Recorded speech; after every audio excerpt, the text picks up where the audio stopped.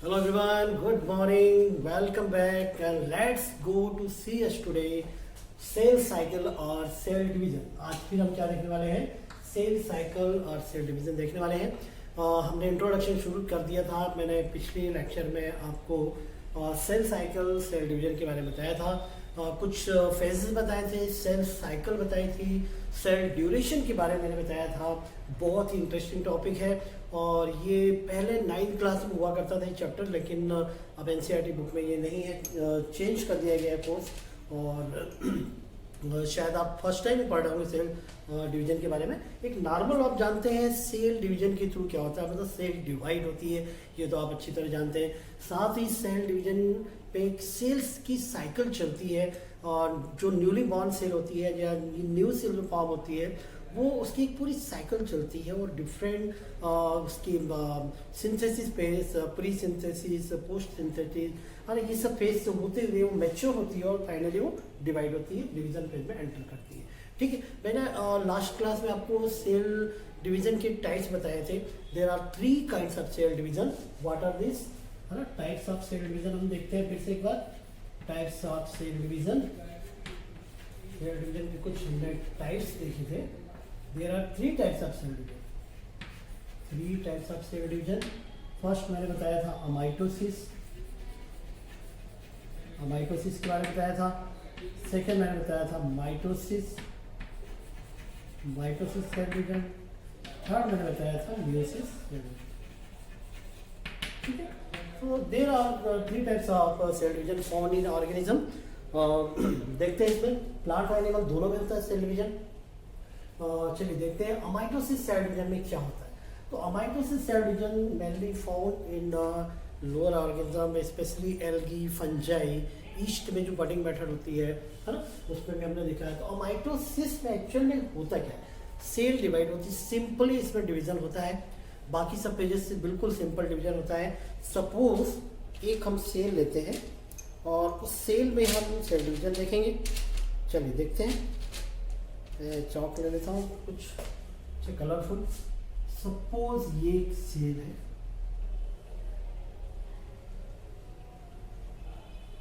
ठीक है। सेल में क्या है, न्यूक्लियर, ये सेल मेम्ब्रेन है, फिर इसका न्यूक्लियस होगा सेल के अंदर, ठीक है। फिर इसके अंदर क्रोमेटिन फाइबर्स होंगे, ये आप जानते हैं, न्यूक्लियोलस होगा, ये सब आप जानते हैं। ठीक, ये एक रेस्टिंग स्टेज की सेल है। आपने 2 फेजेस देखे थे, कैरियोकाइनेसिस और साइटोकाइनेसिस, है ना, डिवीजन में देखा था आपने, और ये डिवीजन फेज में देखा था, और एक आपने देखी थी रेस्टिंग फेज। ये एक रेस्टिंग फेज का डायग्राम, ठीक है। तो रेस्टिंग फेज मतलब इसको हम इंटरफेज भी बोलते हैं। क्या बोलते हैं इसको, इंटरफेज भी बोलते हैं। इसके बाद सेल एंटर करती है डिवीजन फेज में, माइटोटिक फेज में। अब होता क्या है एक्चुअल में, अमाइटोसिस बिल्कुल सिंपल टाइप का सेल डिवीजन है, जिसमें सबसे पहले क्या होगा, सेल बिकम इलोंगेटेड, ठीक है, and constriction form in cell membrane. Constriction form होता है एक, जैसे एक सेल है, ये यहाँ पे कॉन्स्ट्रिक्शन फॉर्म होगा, ठीक है, कॉन्स्ट्रिक्शन डीप होता जाएगा, फिर न्यूक्लियस जो रहेगा वो इलोंगेटेड हो जाएगा। देखिए कुछ इस तरह का होता है, इस तरह कॉन्स्ट्रिक्शन फॉर्म होता है,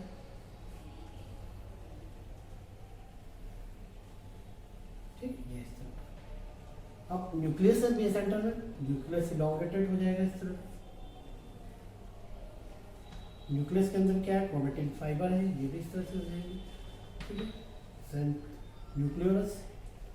फिर आगे देखते हैं क्या होता है, ये कॉन्स्ट्रिक्शन डीप होता जाता है। कॉन्स्ट्रिक्शन क्या होता जाता है, डीप होता जाता है, इस तरह का कॉन्स्ट्रिक्शन डीप हो जाएगा।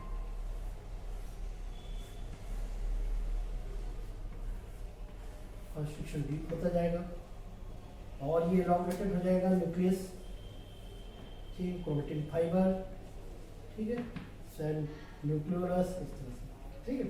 और फाइनली एक सेल से 2 डॉटर सेल फॉर्म हो जाएंगे इस तरह से। एक सेल से 2 डॉटर सेल फॉर्म हो जाएंगी और 2 डॉटर सेल में प्रॉपर वही न्यूक्लियस रहेंगे, न्यूक्लियस क्रोमेटिन फाइबर रहेंगे, न्यूक्लियोलस रहेगा, ये सब चीजें यहाँ पर रहेंगी। तो आप देख रहे हैं किस तरह से ये पेरेंटल सेल से पेरेंटल सेल से 2 डॉटर सेल फॉर्म हो गए, है ना। तो हम जानते हैं कि फॉर्मेशन ऑफ या duplication of cell is called cell division, या formation of daughter cell takes place through pre existing cell. ये एक प्री एग्जिस्टिंग सेल है और इस प्री एग्जिस्टिंग सेल में डिवीजन हुआ और फाइनली 2 डॉटर सेल फॉर्म, ठीक है। यह माइटोसिस सेल डिवीजन है, किसमें पाया जाता है? एल्गी में, फंजाई में, ठीक है, ईस्ट में देखते हैं आप, ईस्ट फंजाई है। ये कुछ इसके स्टेप्स हैं। सिंपल डिवीजन है ये, लोअर ऑर्गेनिज्म में रिपेयरिंग के साथ साथ ये रिप्रोडक्शन की भी एक मेथड होती है। तो माइटोसिस सेल डिवीजन आपने देखा बिल्कुल सिंपल मेथड, और एग्जाम्पल मैंने बताया किस तरह से डिवीजन होता है ये आपने देखा, ठीक है। आगे हम बात करते हैं माइटोसिस सेल डिवीजन की, चलिए देखते हैं आगे।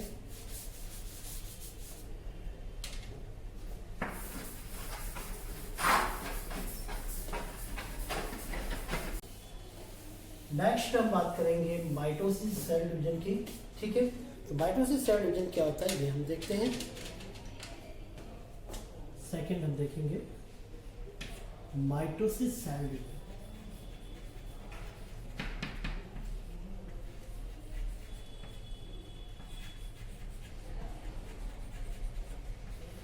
ठीक है, माइटोसिस सेल डिवीजन यदि आपने समझ लिया तो सब कुछ समझ लिया इस सेल डिवीजन में, मतलब ये पूरा चैप्टर आपने समझ लिया। बहुत अच्छे से समझना आप लोग को, और कुछ स्टेप्स हैं इसके वो आपको देखना है क्या क्या चीज़ें हैं। तो mitosis cell division mainly occur in somatic cell, किसमें देख होता है ये? सोमैटिक सेल में होता है, ऑकर इन सोमैटिक सेल, ठीक है। एक हमने मियोसिस सेल डिवीजन के बारे में पढ़ा था, meiosis cell division occur in germ cell, reproductive cell. तो mitosis cell division mainly occur in somatic cell of higher organism, ठीक है। हायर ऑर्गेनिज्म के सोमैटिक सेल में ही होता है डिवीजन। अब ये जो सेल डिवीजन है it was first observe by Flemming. किसने ऑब्जर्व किया था? फ्लेमिंग ने ऑब्जर्व किया था इन 1882 में इन रेप्टिलिया में, एनिमल में इसको देखा था। मतलब फ्लेमिंग ने एनिमल सेल में सबसे पहले इसको ऑब्जर्व किया था या नोटिस किया था।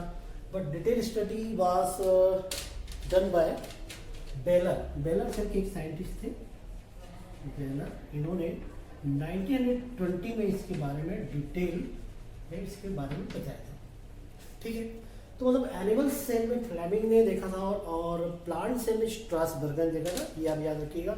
स्ट्रासबर्गर के एक साइंटिस्ट थे, स्ट्रासबर्गर, इन्होंने प्लांट सेल में इसको ऑब्जर्व किया था, ठीक है।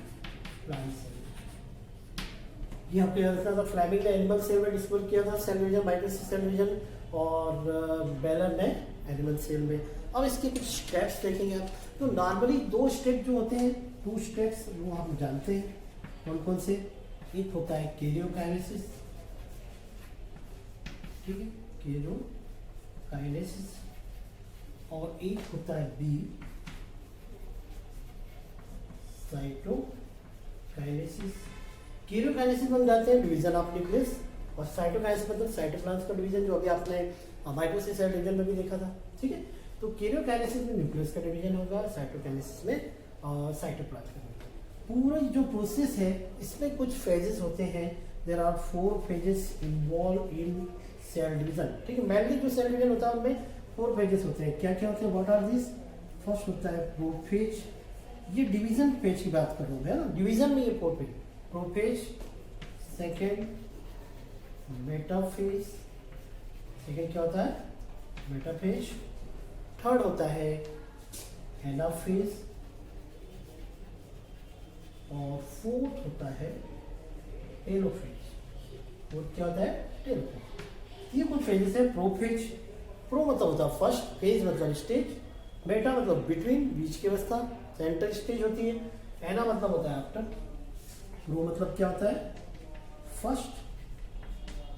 फेज मतलब स्टेज, फेज मतलब क्या होता है? स्टेज, तो फर्स्ट स्टेज।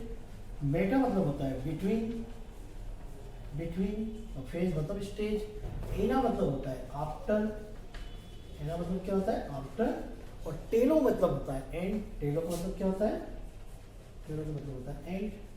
इस तरह से ये 4 फेजेस होते हैं। एक इंटरफेज होती है रेस्टिंग फेज, जिसमें एक सेल प्रॉपर जो सेल जो डेवलप होती है, मैच्योर होती है, वो हम देखते हैं।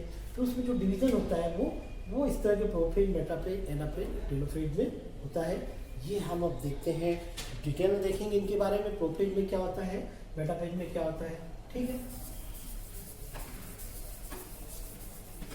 ये तो थी कुछ स्टेप जिसमें हमने देखा कि माइटोसिस सेल डिवीजन में क्या क्या फेजेस होती हैं। तो पहले तो कैरियोकाइनेसिस और साइटोकाइनेसिस होगी।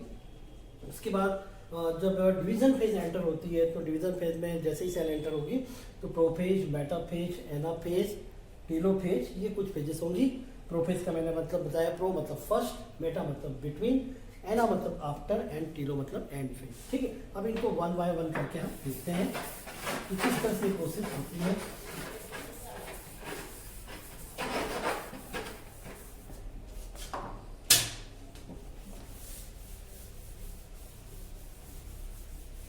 सबसे पहले हम प्रोफेज देखेंगे, प्रोफेज में क्या होता है। ठीक है, तो प्रो मतलब होता है फर्स्ट, फेज मतलब stage, first stage of cell division. Clear? क्या? ऑलराइट, सो लेट्स सी।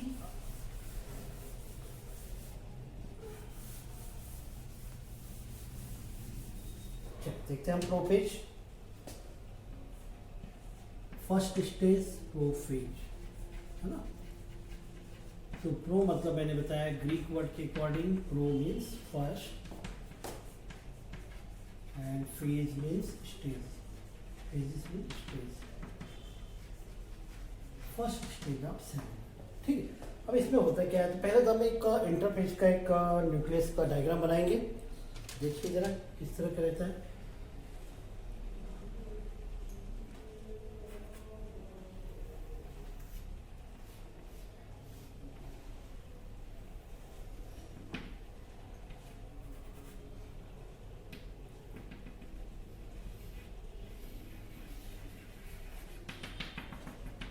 ये इंटरफेज का न्यूक्लियस है, जिसमें chromatin fibre highly elongated form में है, न्यूक्लियोलस है, सेंट्रोसोम वगैरह है यहाँ पे। ठीक है, ये सब चीज़ें देख रहे हैं आप। ठीक है, न्यूक्लियोप्लाज्म है। अब इसके बाद जब जैसे when cell enter into cell division phase, then various type changes occur in prophase stage. क्या क्या चेंजेस ऑकर होगा? Chromatin fibre become shorter and thicker. ठीक है, chromatin fiber become gradually condensed and it becomes shorter and thicker to form chromosome. chromatin fiber जो रहते हैं वो कैसे हो जाते हैं, वो gradually condensed हो जाते हैं due to losing of water के लॉस होने से वो कैसे हो जाते हैं, gradually condensed हो जाते हैं, short और thick हो जाते हैं। ठीक है, और क्या क्या चेंजेस होगी? Nuclear membrane and nucleus become disappear, starting disappearing. ये जो न्यूक्लियर मेम्ब्रेन देख रहे हैं आप, न्यूक्लियस देख रहे हैं, ये डिसअपियर होना स्टार्ट होते हैं। Centrosome move toward opposite pole, centrosome जो रहते हैं ये डिवाइड होकर वो अपोजिट पोल की तरफ मूव करने लग जाते हैं। ठीक है, fibre like structure emerge out from centrosome, centromere. ठीक है, and formation of spindle fibre takes place. तो चलिए ये सब चीज़ें मैं आपको डायग्राम के थ्रू बताने वाला हूँ। देखिए जरा,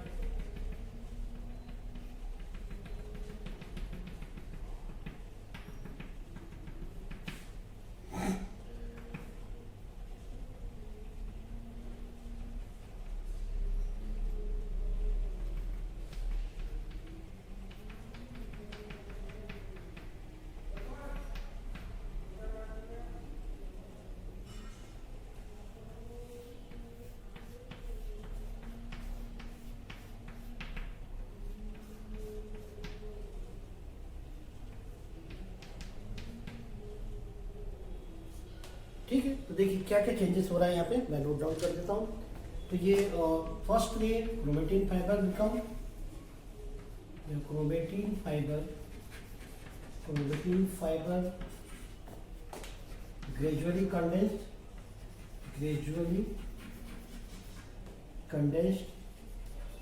क्या हो जाती है, कंडेंस्ड हो जाती है। ये क्रोमेटिन फाइबर ग्रेजुअली कंडेंस्ड हो जाती है और कैसे हो जाती है, शॉर्ट और thicker, it become shorter and thicker, shorter and thicker, short और थिक हो जाते हैं। आप देख रहे हैं यहाँ पे ठीक है। फिर क्या देख रहे हैं, न्यूक्लियर मेम्ब्रेन एंड न्यूक्लियोलस। ये जो है न्यूक्लियोलस, ये क्या हो रहा है, डिसअपियर हो जाता है। ठीक है, थर्ड आप बताएं, nuclear membrane and nucleolus become disappear,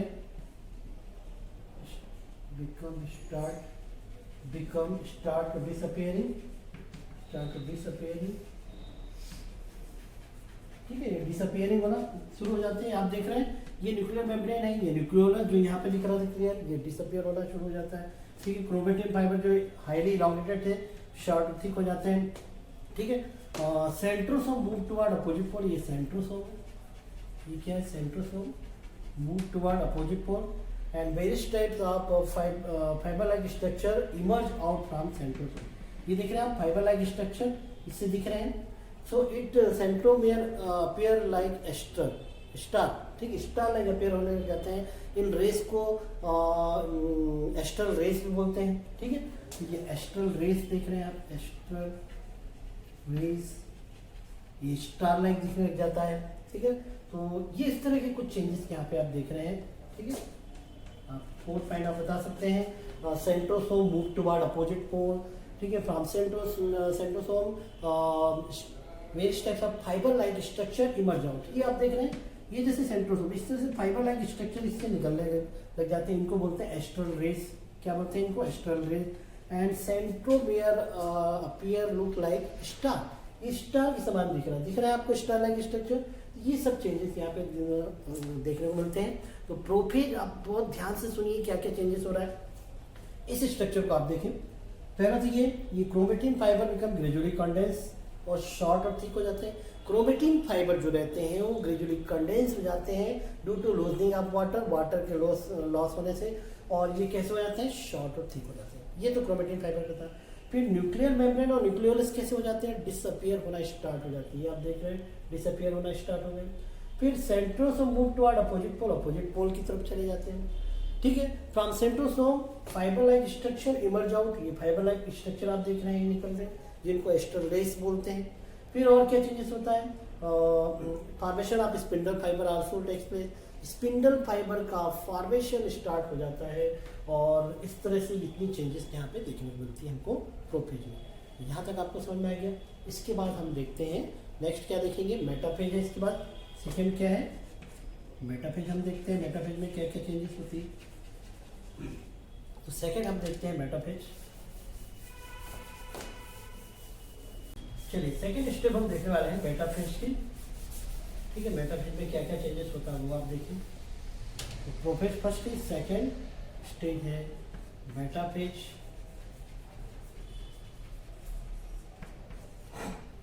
metaphase में क्या होता है, अभी देखिए यहाँ पे कुछ इस तरह का स्ट्रक्चर बन जाता है। ये तो सब डिसअपियर हो गया। अब यहाँ पर आ गया आपका सेंट्रोसोम, इससे फाइबर लाइक स्ट्रक्चर यहाँ पे इस तरह का, ये ठीक है।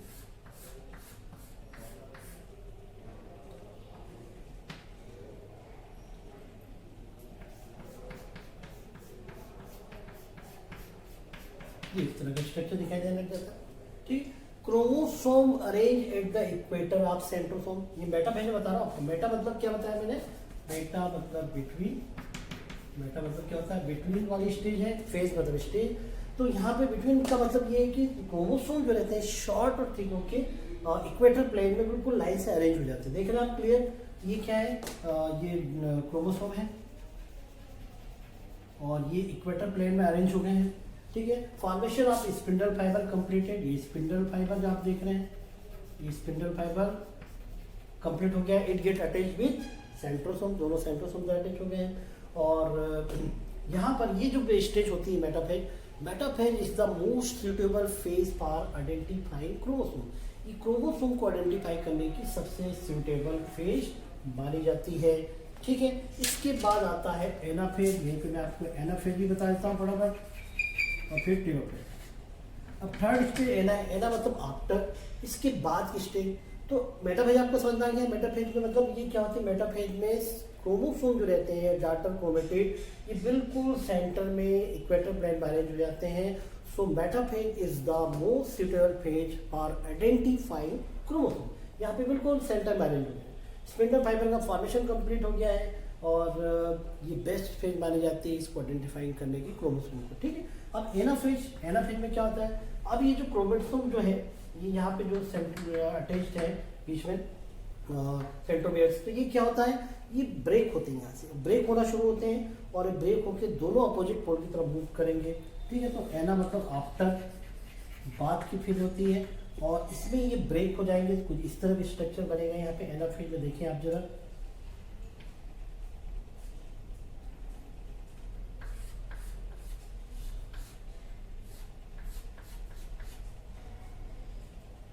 ये क्रोमोसोम यहाँ से बीच से ब्रेक हो जाएंगे और कुछ इस तरह के स्ट्रक्चर कन्वर्ट हो जाएंगे, कुछ यू वी एंड जे, ये इस तरह के।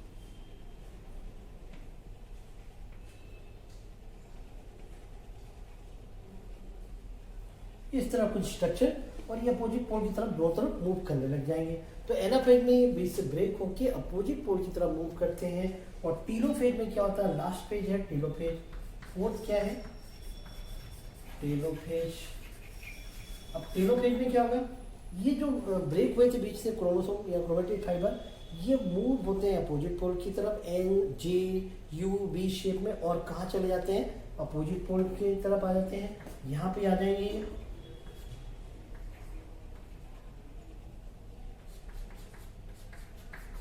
मूव कर चुके हैं और यहाँ पे अपोजिट पोल की तरफ ये क्रोमोसोम आ गए हैं, इस तरह से यहाँ पे आ जाते हैं।